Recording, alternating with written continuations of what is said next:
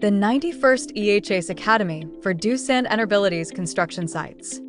We'll cover prevention inspection standards for battery room fires and explosion accidents. Let's examine accident cases.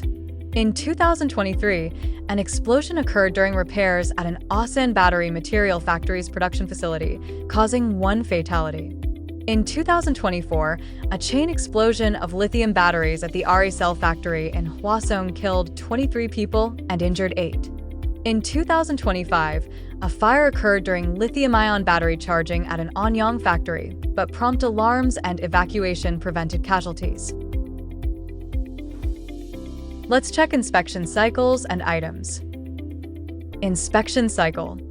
Conduct a regular inspection at least once a month.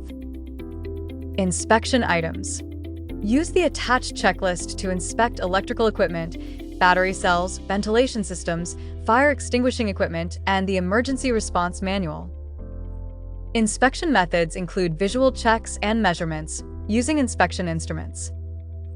Inspections will be performed by Doosan Enerbilities commissioning and EHA staff.